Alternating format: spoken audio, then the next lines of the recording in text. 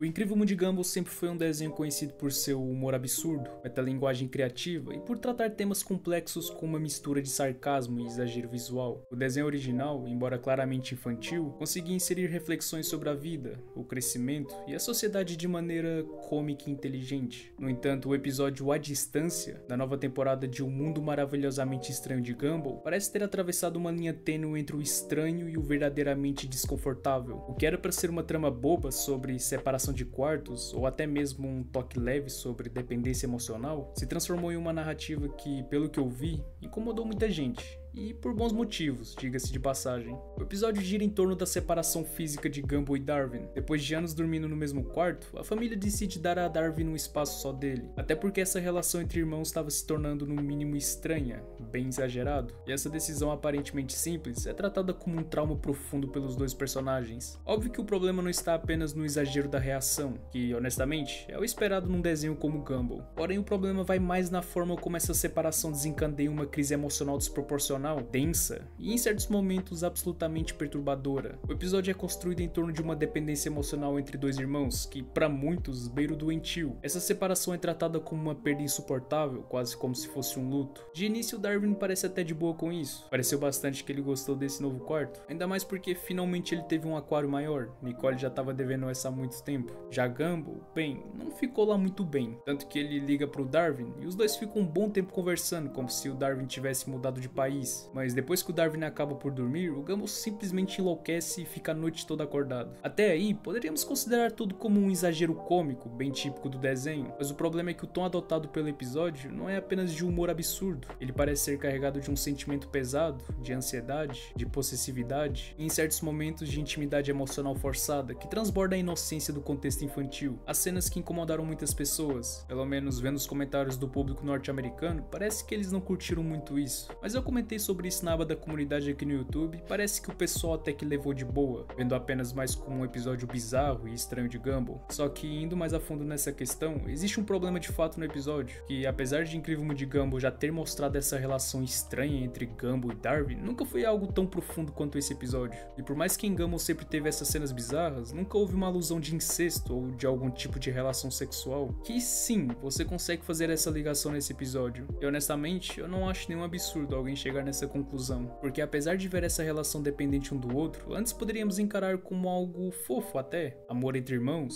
só que esse episódio passa muito esse limite. Por isso eu entendo quem fica incomodado assistindo a esse episódio. As coisas doidas que aconteceram na série original sempre foi até um limite onde a gente poderia encarar como algo infantil ou até bobo. Sempre teve algumas cenas sugestivas e que poderiam ser tiradas de contexto, mas sempre foi algo subliminar, algo que não era muito recorrente e às vezes era difícil de pescar. No caso desse episódio, esse tipo de coisa acontece o tempo todo. Eu até acho engraçado quando é algo que acontece uma vez ou outra para simplesmente chocar, mas quando é toda hora, além de ficar sem graça, se torna um humor bem suspeito. Tanto que a animação usa essa estética romântica, e quando isso é aplicado a uma amizade fraternal, soa bem errado. E não é porque o público tá interpretando mal, é porque a linguagem visual do episódio realmente se apoia em recursos simbólicos de romance, de intimidade afetiva exagerada, e em certos momentos até de ciúmes possessivos. Por isso o desconforto que isso causa é real e também legítimo. E como falei antes, é importante ressaltar que a série original de Gumball já flertou com esse tema, fazendo piadas visuais e verbais que só adultos entenderiam, brincando com subtextos e às vezes encostando na estranheza como ferramenta narrativa. Mas havia equilíbrio, os roteiristas tinham consciência do público-alvo e sabiam onde parar. Já esse episódio, no entanto, não parece ter esse filtro. Ele mergulha na ideia de que Gumball e Darwin não conseguem viver um sem o outro, com uma intensidade emocional que, quando colocada em um desenho voltado para crianças, acredito que ultrapassa os limites do saudável e do apropriado. Essa dependência emocional retratada aqui não é apenas um recurso dramático, ela é apresentada de forma tão crua que acaba normalizando comportamentos obsessivos, tanto que Gumball se recusa a aceitar a separação, ele culpa o Darwin por abandoná-lo. O Gumball realmente fica doido quando descobre que o Darwin está conversando com outras pessoas além dele, apesar que no final a gente descobre que é um engano. Honestamente, o roteiro não parece interessado em criticar essa relação tóxica, pelo contrário,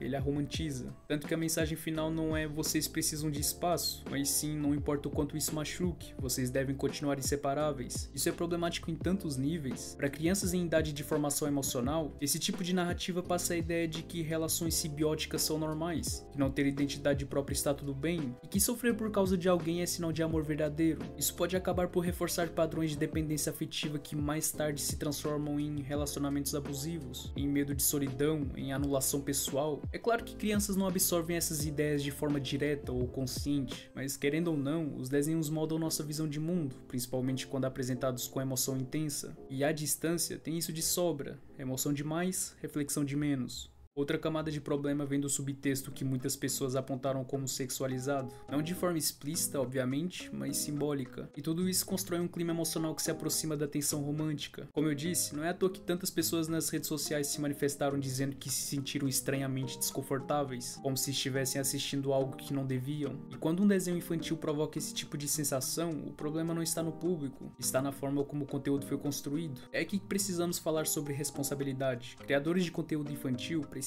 entender que há limites. Ser excêntrico, inovador e provocativo é válido, mas não se pode esquecer o público-alvo. Crianças não têm o mesmo repertório emocional e crítico que adultos. Quando um episódio apresenta uma relação emocional intensa e simbiótica como essa, sem nenhuma crítica ou contextualização, está implicitamente ensinando que isso é normal, que sentir ciúmes do amigo é normal, que invadir o espaço do outro é prova de amor, que não conseguir dormir sozinho é romântico. Tudo isso pode parecer bobo à primeira vista, mas são ideias perigosas que não é bom ser internalizadas desde cedo. E com certeza vai ter pais preocupados com esse episódio, e com razão.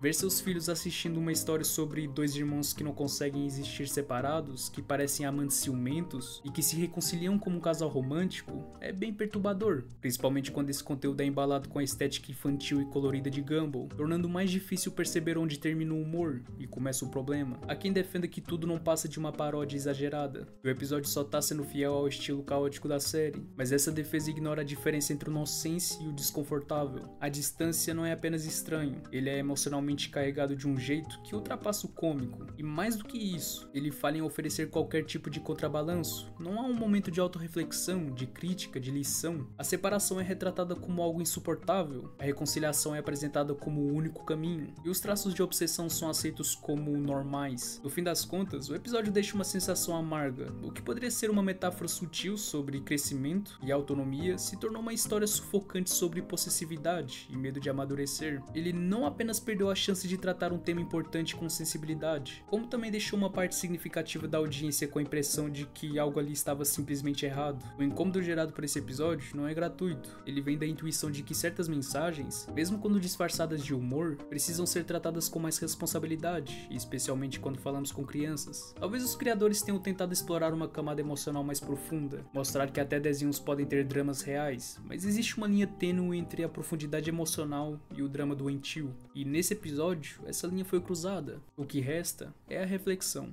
até onde vale ir em nome do estranho e do diferente.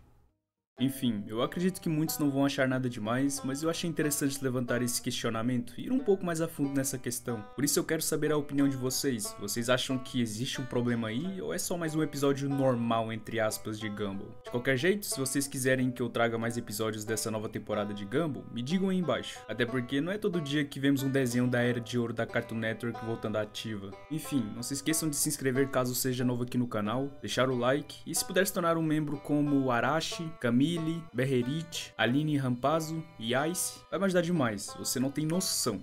E bem, eu sou Maru, e esse é apenas o início da jornada. Fui!